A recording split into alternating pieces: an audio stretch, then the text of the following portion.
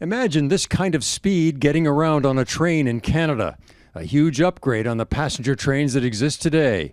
Prime Minister Trudeau says it's finally coming. A rail service called Alto, a public-private partnership with electric trains on new tracks that will reach speeds of 300 kilometers an hour. A reliable, efficient, high-speed rail network will be a game changer for Canadians, slashing travel times by half. It's a great investment. It's a transformational project. The project is going to stimulate the Canadian economy. We need that big time. If it happens, the newly built rail line will span 1,000 kilometers from Toronto to Peterborough, Ottawa, Montreal, Laval, Trois-Rivières, and to Quebec City, where close to half the Canadian population lives. A big hurdle will involve acquiring the land needed, but the economic impact would be enormous. Federal investment in the development phase of $3.9 billion over 6 years.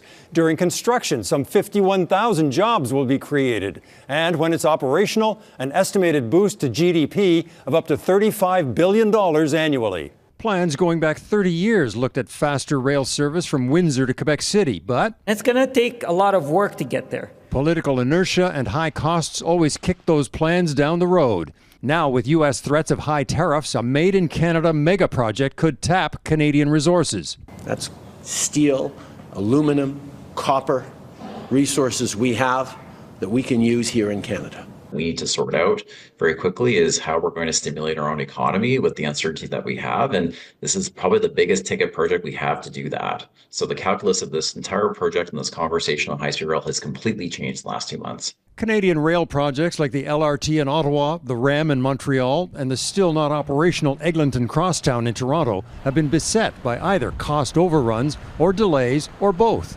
But at Montreal's train station today, some passengers are all for high-speed rail. Montreal to Toronto in about 3 hours. Wow, that's perfect. Love it. I really need that. Eric Sorensen, Global News, Toronto. To consider the politics behind this, our Ottawa Bureau Chief Mercedes Stephenson is with me. Mercedes, we know there's widespread agreement Canada needs high-speed rail. There have been multiple studies and planning phases over the years. Nothing has been built, though, often because of politics and money. There's no budget or timeline for getting this one built, so am I wrong to be skeptical?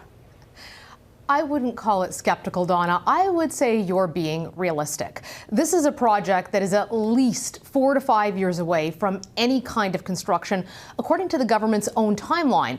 That's more than a full election cycle away. And what was announced today was more aspirational than concrete.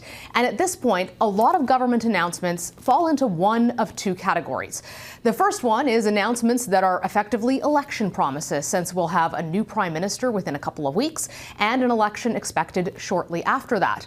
Or there are also category two, legacy projects for the Prime Minister and his government. Now, as far as election promises or legacy projects go, this is not a bad one. There is widespread consensus that Canada needs high-speed rail, and the events south of the border have made it clear that Canada needs to look internally for investments to address trade, industry, the need for pipelines and transport. Expect to see a lot more east-west discussion and projects in the future rather than simply north-south. Trump's tariffs on top of this make it a good time politically to announce this for the federal government, as well as the vote-rich areas that it will address in both Quebec and Ontario. And the public might be in more of a spending mood for national infrastructure projects, given what's going on. But the reality check here is in the timeline. Canadian steel and aluminum need help now, not in 2030, which is when the parties talking today see construction starting. And the government isn't showing a particular rush to get this project completed, rejecting definitive timelines or benchmarks. The next government will decide whether to support this project. In the past, high-speed rail has had bipartisan support, including from former Prime Minister Stephen Harper. So if you're hoping for high-speed rail, perhaps it's more likely now than at any time in the past, but realistically, it's still a very long way off. Donna? Okay, and just for the record, I love trains. Mercedes Stephenson in Ottawa, thanks. They're fun.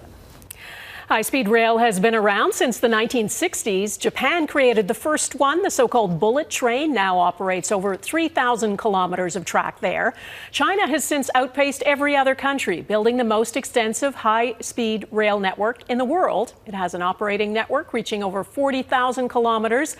And in Europe, where rail travel has long been popular, Spain, France, and Germany have some of the largest high-speed networks in the world.